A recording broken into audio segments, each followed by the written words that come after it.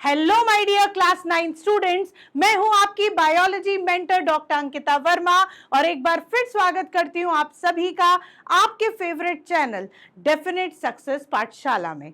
आज हम कर चुके हैं क्लास 9 का इंतजार खत्म। जो क्लास 9 के स्टूडेंट्स बार बार कमेंट सेक्शन में करके पूछ रहे हैं कि बायोलॉजी के 10th के ही लेक्चर्स आ रहे हैं, 9th का लेक्चर अपडेट कब होगा, तो बच्चों हो गया है आपका इंतजार खत्म। आज हम इस लेक्चर के साथ क्लास 9 बायोलॉजी भी स्टार्ट कर चुके हैं, तो आप लोग हमसे जुड़ जाएं। क्लास 9 के स्टूडेंट्स जल्दी रेडी हो जाएं और मेरे हर एक लेक्चर जरूर अटेंड करें। तो आज जो हम अपना लेक्चर स्टार्ट करेंगे वो स्टार्ट करेंगे the fundamental unit of life से। किससे? The fundamental unit of life, जो कि आपके बायोलॉजी का द वेरी फर्स्ट चैप्टर है, जिसका चैप्टर नंबर 5 है आपकी एनसीईआरटी में। होपफुली सभी स्कूल्स में इसी चैप्टर से बायोलॉजी स्टार्ट कराया जाता है और कराया भी गया होगा। ठीक है बच्चों, अगर नहीं भी कराए तो कोई प्रॉब्लम नहीं है।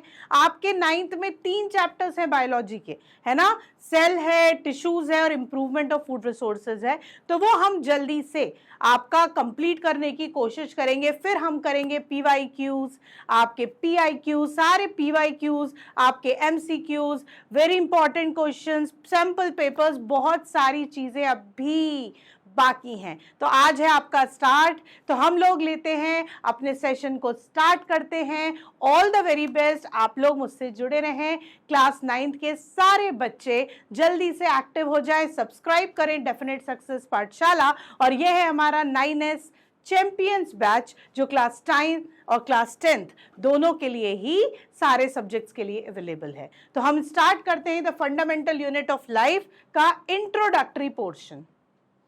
तो सबसे पहले आपको दिया है टॉपिक्स टू बी कवर्ड।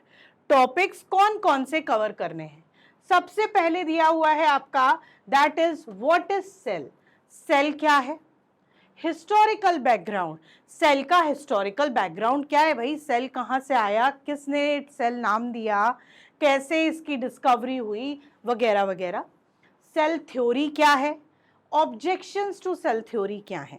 तो हम इस इंट्रोडक्टरी पोर्शन में आपके ये चारों टॉपिक्स कवर करने वाले हैं। बच्चों, हमने इस चैप्टर को टुकड़ों में डिवाइड किया है, जिससे आप थोड़ा थोड़ा करके पूरा चैप्टर कंप्लीट करें और आप पे एकदम से बर्डन ना पड़े। तो आप देखिए आज इंट्रोडक्टरी पोर्शन। तो सबसे पहले हम देखते हैं व्हाट इज सेल। लिखा हुआ है cells are the basic structural and functional unit of life.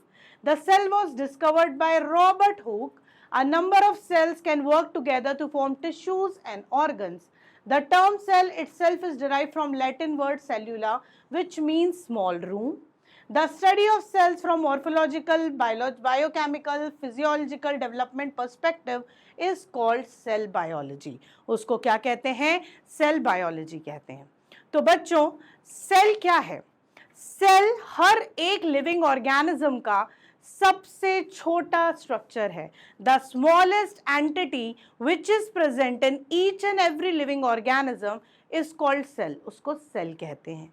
Cell को स्ट्रक्चरल एंड फंक्शनल यूनिट कहा जाता है लाइफ का। Why we call it as structural and functional unit? इसलिए कहते हैं कि जो सेल है सबसे छोटा यूनिट है।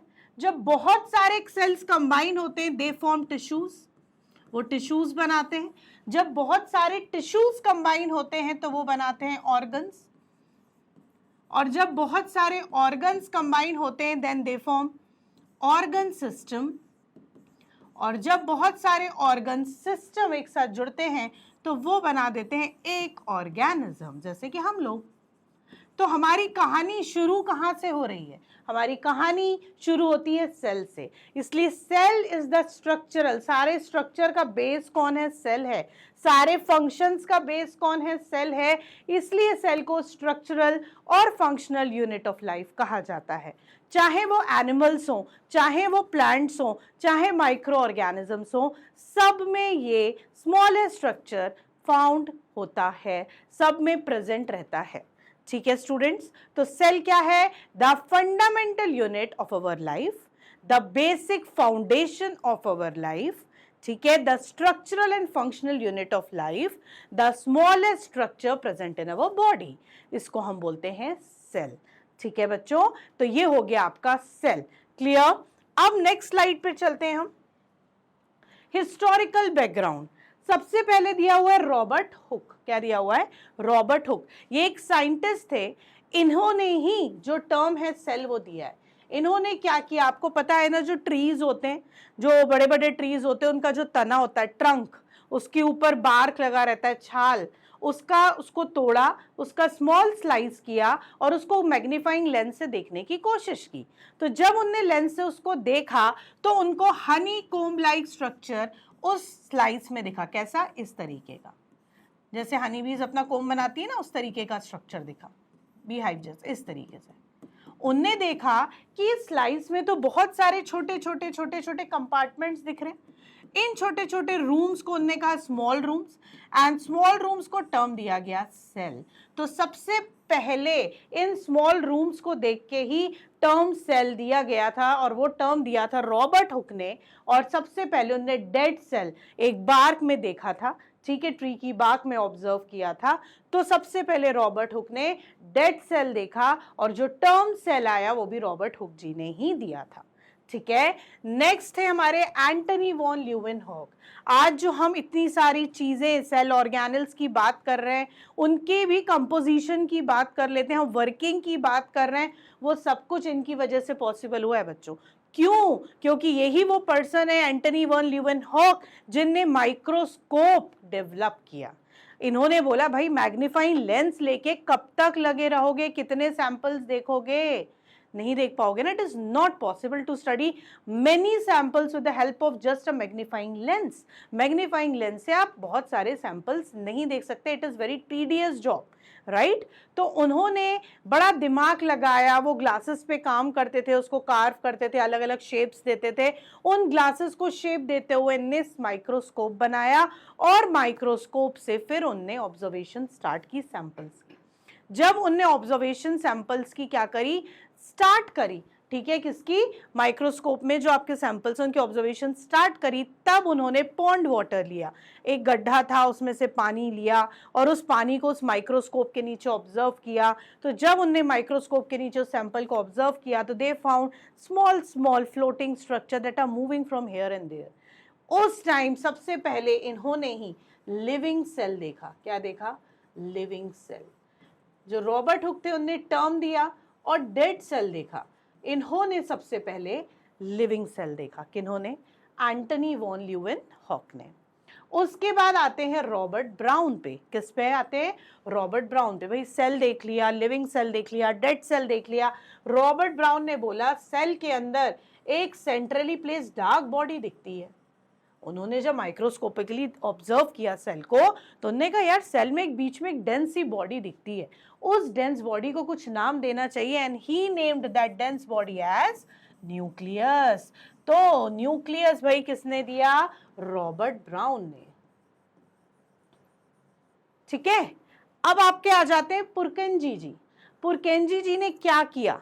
पुरकेंजी जी ने देखा कि सेल के अंदर कुछ लिक्विड जैसा फ्लोट करता रहता है ना, चाहे वो न्यूक्लियस के अंदर हो, चाहे वो सेल न्यूक्लियस के बाहर हो, कुछ मूवमेंट दिखता है। अगर मूवमेंट दिख रहा है चीज में, मतलब कुछ फ्लोटिंग चीज है, यानी कुछ लिक्विड है, कुछ फ्लूइड है। तो उस फ्लूइड को उन्होंने नाम दिया प्रोटोप्लाज्म। क्या नाम दिया? प्रोटोप्लाज्म। क्लियर? पुरकेंजी ने उसको नाम दिया प्रोटोप्लाज्म का।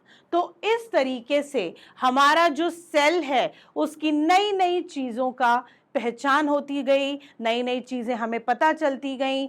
सेल बायोलॉजी का क्या होता गया? सेल बायोलॉजी की जो स्टडी है वो इलैबोरेट होती गई, बढ़ती गई, डिटेल स्टडी लोग करने लगे, बहुत सारी चीजें पता करने लगे।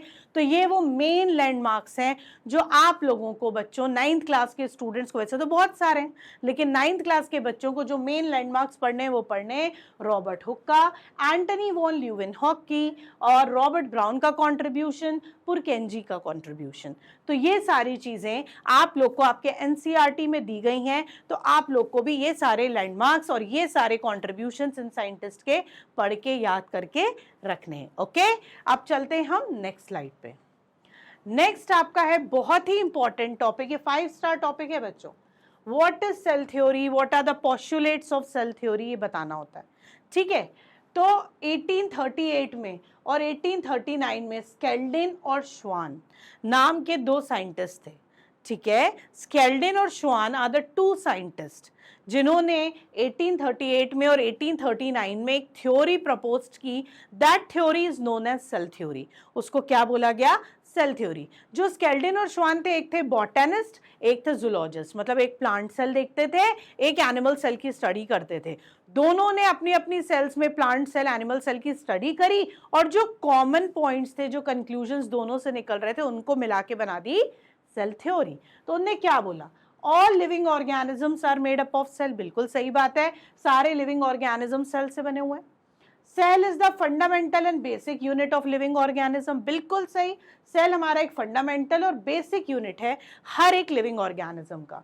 Each cell consist of nucleus surrounded by protoplasm which is covered with plasma membrane with और विदाउट सेल वॉल, ठीक है। तीसरा था कि हर एक सेल में न्यूक्लियस होगा, हर एक सेल में न्यूक्लियस होगा, ठीक है, सराउंडेड बाय प्रोटोप्लाज्म। साइड में वो किससे घिरा रहेगा? प्रोटोप्लाज्म से, मतलब लिक्विड से वो घिरा हुआ रहेगा। विच is covered with plasma membrane, वो प्लाज्मा मेम्ब्रेन से कवर रहेगा। विद और विदाउट सेल वॉल, या तो सेल में सेल वॉल होगा या तो सेल में सेल वॉल नहीं होगा। जिसमें सेल वॉल होता है वो हो जाएगा प्लांट सेल, जिसमें आपको नहीं दिख रहा है वो हो जाएगा एनिमल सेल। तो ये 3 पॉइंट्स थे, ये 3 स्टेटमेंट्स थे that constitute the cell theory. अब इन 3 सेल में से किसी भी स्टेटमेंट से ये क्लियर नहीं हो रहा था बच्चों कि जो ये तो आपने सेल के बहुत सारे कैरेक्टरिस्टिक्स बता दिए, लेकिन ये किसी ने नहीं बताया कि ये नई सेल्स बनती कैसे हैं, न्यू सेल्स कैसे आ रही हैं। तो इसके लिए एक और साइंटिस्ट है, the Russian scientist which is named as Rudolf Virchow. कौन थे? रुडोल्फ विर्चो आए 1855 में। उन्होंने सेल थ्योरी को एक्सपैंड कर दिया, बढ़ा दिया, एक पॉइंट और ऐड कर दिया। उनने एक स्टेटमेंट दिया, ओमिनिस सेल्यूला ए सेल्यूले। क्या बोला उन्होंने?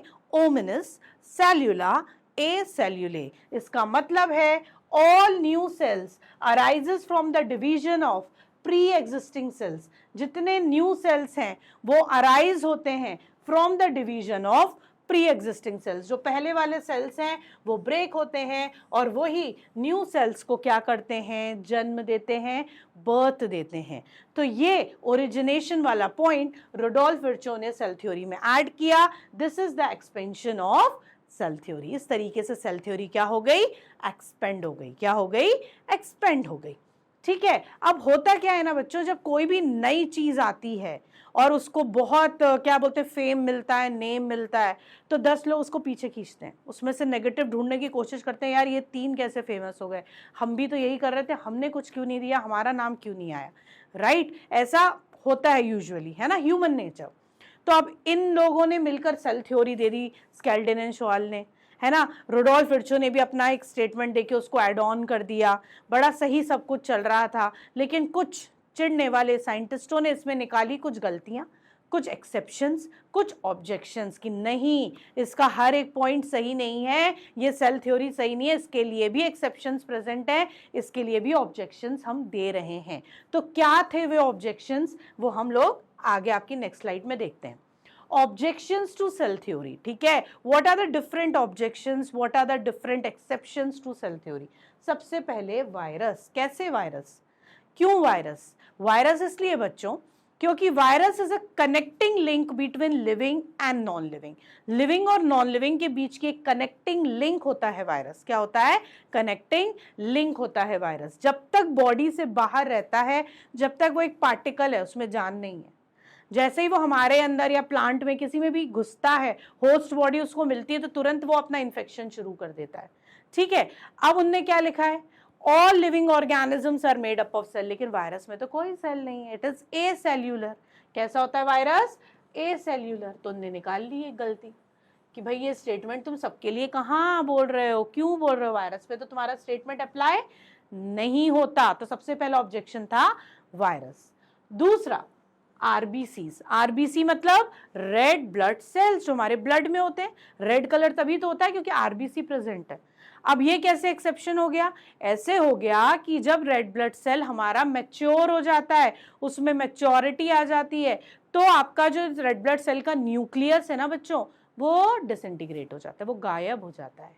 समझ में आया? तो जब सेल के अंदर न्यूक्लियस नहीं है, उसके बाद भी वो सरवाइव कर रहा है, लेकिन आपने थर्ड स्टेटमेंट में क्या बोला कि each cell consist of nucleus, हर सेल में न्यूक्लियस होना चाहिए, तो इस सेल में तो नहीं है। फिर आरबीसी भी क्या हो गया? एक एक्सेप्शनल केस या ऑब्जेक्शंस टू सेल थ्योरी। ठीक है। तीसरा, सीफ ट्यूब। भाई प्लांट्स वाले क्यों पीछे रहते? प्लांट्स वाले भी एक सेल लेके आए जिसका नाम था सीफ ट्यूब। क्या था? सीफ ट्यूब। आप लोगों ने जाइलम और फ्लोएम प्लांट टिश्यूज में पढ़ा होगा, कॉम्प्लेक्स टिश्यूज में। उसके अंदर जो आपका फ्लोएम होता है उसमें सीफ ट्यूब्स और कंपेनियन सेल्स होते हैं जो फूड का ट्रांसपोर्टेशन करते हैं। सीफ ट्यूब्स में भी न्यूक्लियस नहीं होता, फिर भी वो अपना काम करता है ना। किसकी कंपनी में रह के करता है? कंपेनियन सेल की कंपनी में रहकर करता है। तो जब सीफ ट्यूब्स में क्या नहीं है, सीफ ट्यूब्स में न्यूक्लियस नहीं है, तो आप कैसे बोल रहे हो कि हर एक सेल में सेंटर में न्यूक्लियस होता है जो प्रोटोप्लाज्म सराउंड करता है? तो मतलब सीफ ट्यूब में भी आपकी ये चीज एप्लीकेबल नहीं है। तो इस तरीके से क्या निकल गए? इस तरीके से बहुत सारे ऑब्जेक्शंस आ गए सेल थ्योरी पे। ठीक है। What is the first objection? Virus. Second हो गया आपका आरबीसी, थर्ड हो गया आपका सीफ ट्यूब। ये तीन ऑब्जेक्शंस थे किसके? सेल थ्योरी के। तो बच्चों ये था आपका इंट्रोडक्टरी पोर्शन, जिसमें आपने सबसे पहले देखा क्या कि सेल क्या है, सेल को फंडामेंटल और आपका बेसिक यूनिट क्यों कहा जाता है, स्ट्रक्चरल और फंक्शनल यूनिट क्यों कहा जाता है। हिस्ट्री में आपने देखा क्या? हिस्ट्री में आपने देखा रॉबर्ट हुक ने टर्म दिया, एंटनी वॉन ल्यूवेनहॉक ने लिविंग सेल ऑब्जर्व किया, रॉबर्ट ब्राउन ने न्यूक्लियस दिया, पुरकेंजी ने प्रोटोप्लाज्म दिया। क्या दिया? प्रोटोप्लाज्म दिया। ठीक है। ये सारी चीजें हिस्टोरिकल बैकग्राउंड ऑफ सेल में आती हैं। उसके बाद सेल थ्योरी। सेल थ्योरी आपकी स्केल्डन और श्वान ने दी। किसने दी? स्केल्डन और श्वान ने दी, जो बॉटनिस्ट और जूलॉजिस्ट थे। उनने ये सारे पॉइंट्स दिए। रोडोल्फ विर्चो ने इसके अंदर एक पॉइंट और एड ऑन कर दिया, जिसको एक्सपेंशन ऑफ सेल थ्योरी बोलते हैं।